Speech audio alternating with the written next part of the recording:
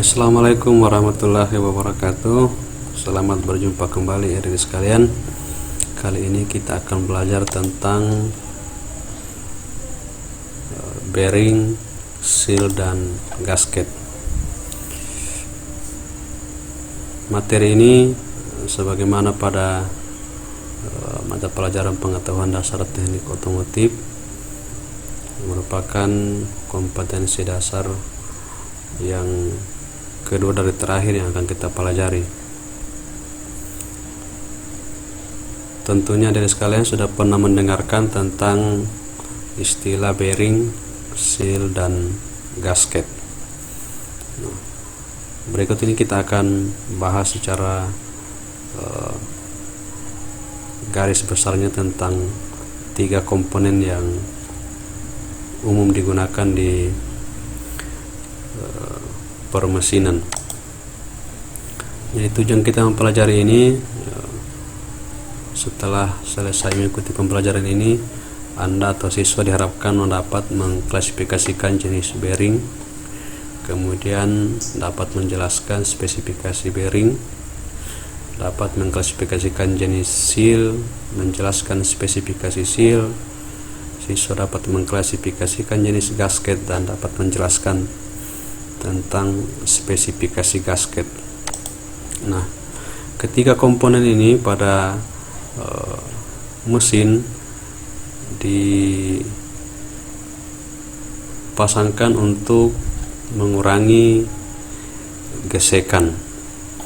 Jadi pada persambangan dua buah komponen atau dua buah bagian pada bagian-bagian mesin dipastikan terjadi gesekan antara kedua permukaan komponen itu. Nah, apa itu gesekan? Jadi gesekan adalah gaya yang melawan gerakan suatu permukaan di atas permukaan lain. Gesekan itu tidak bisa dihilangkan, tetapi bisa dikurangi dengan menggunakan pelumasan, bearing, dan penggunaan gear, sehingga pada persinggungan berbagai komponen yang ada pada kendaraan itu gesekannya dapat dikurangi. Nah, untuk mengurangi gesekan-gesekan itu makanya pada komponen kendaraan dipasanglah berbagai jenis elemen mesin itu. Kita lihat yang pertama tentang bearing.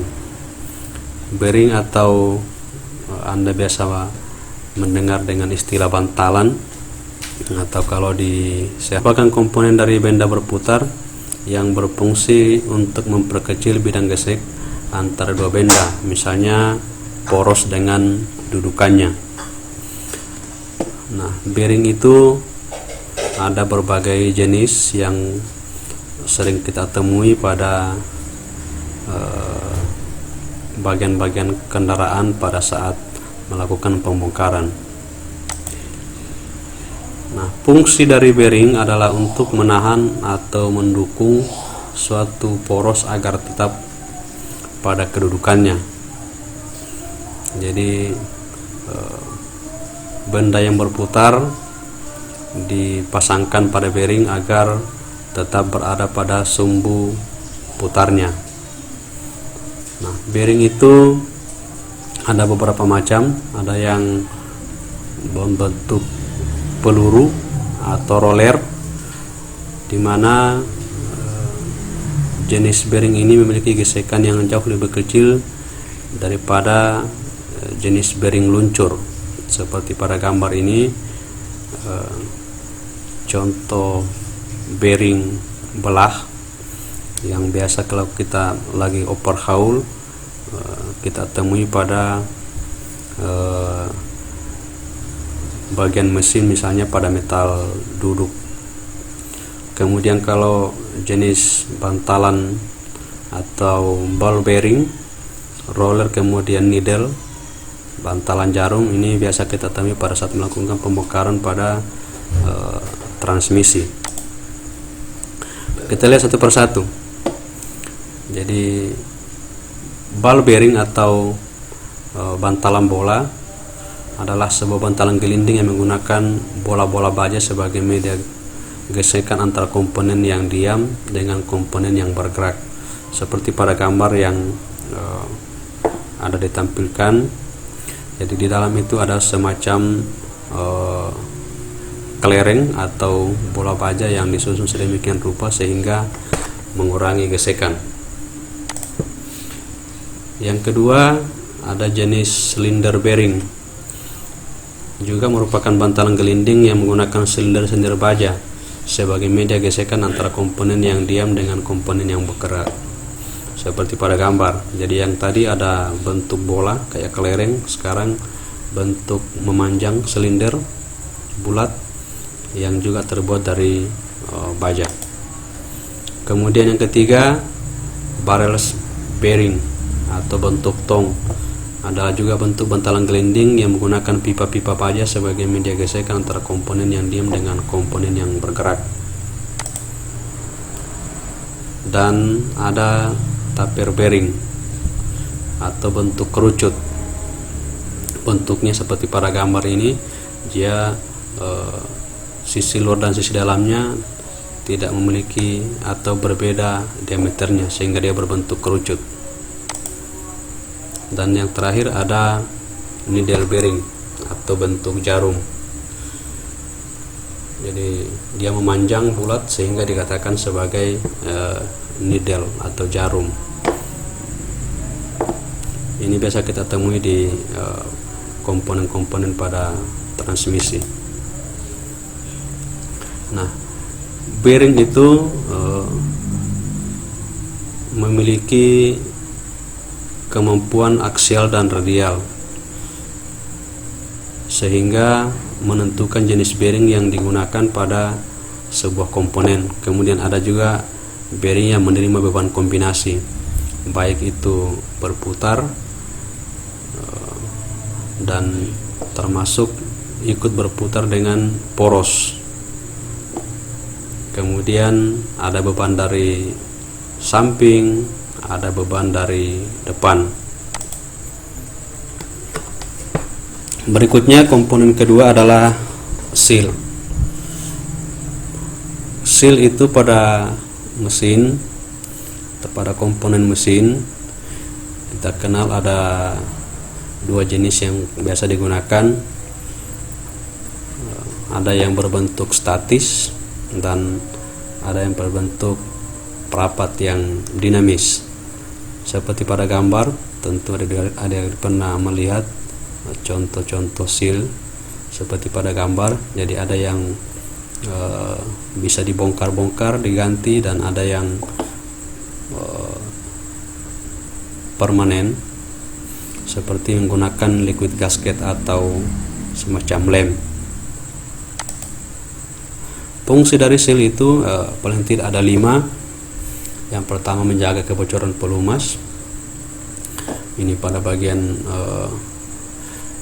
bak oli. Kemudian menjaga kotoran dan material lain masuk ke dalam sistem. Jadi sistem harus terjaga dan dipastikan tidak ada kotoran atau benda asing yang masuk ke dalam sistem tersebut yang bisa mengganggu. Kemudian memberikan batasan cairan supaya tidak tercampur, melapisi permukaan yang tidak rata, dan terakhir menjaga agar komponen tidak cepat rusak. Itu adalah paling tidak 5 fungsi dari seal. Nah, seal itu secara umum disebutkan. Nah, salah satu jenis seal itu adalah gasket. Jadi gasket adalah salah satu jenis seal yang banyak digunakan pada celah yang kecil pada komponen yang diam atau tidak bergerak. Kemudian jenis seal ada yang disebut dengan O-ring, ya.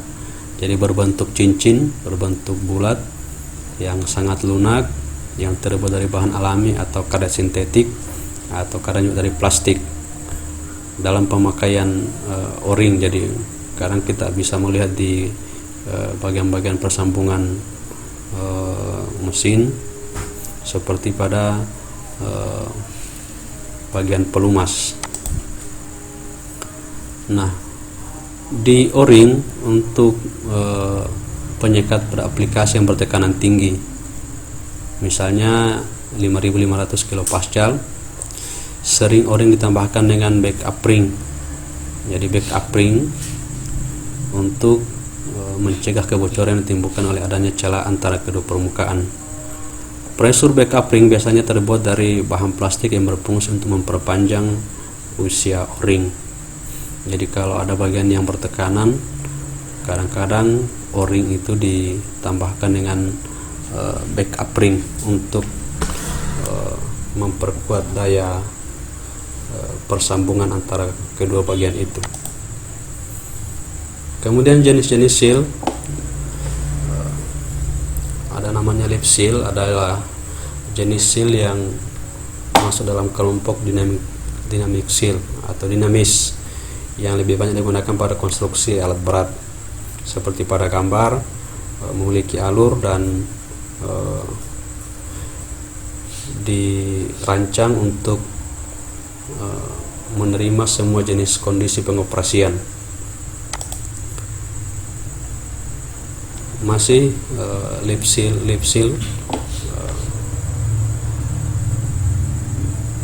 komponen ini juga digunakan untuk membersihkan kotoran pada silinder. Kemudian ada namanya radial lip seal, digunakan untuk mencegah kebocoran pada perputaran shaft. Bentuknya seperti pada gambar. Kemudian ada namanya duocone seal, dibuat untuk menjaga kotoran tidak masuk ke dalam sistem dan menjaga kebocoran cairan pelumas pada area yang luas. Jadi semacam ada dua alur yang ada pada seal tersebut.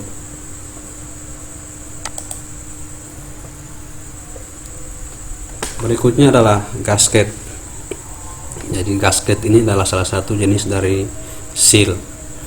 Gasket itu didefinisikan sebagai bahan atau material yang dipasang antara dua permukaan benda, di mana di dalamnya terdapat fluida bertekanan untuk mencegah terjadinya kebocoran.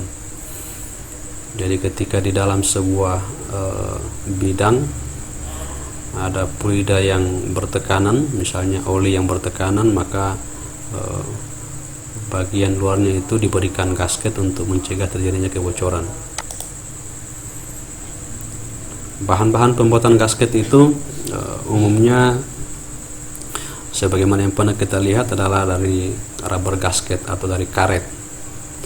Meskipun begitu, karet itu ada banyak macam. Jadi gasket yang bisa digunakan itu dari bahan rubber sheet atau lembaran-lembaran karet seperti neoprene, nitrile, fluorokarbon, red rubber, dan silikon. Kemudian ada juga yang dari Python gasket. Itu digunakan pada sistem yang terdapat bahan kimia yang bersifat asam atau basa, hidrokarbon, dan minyak, baik nabati maupun hewani. Jadi kalau ada bagian yang di dalamnya yang mengandung unsur kimia yang bersifat basah atau mengandung hidrokarbon dan minyak, maka jenis bahan untuk membuat gasket itu namanya Python gasket.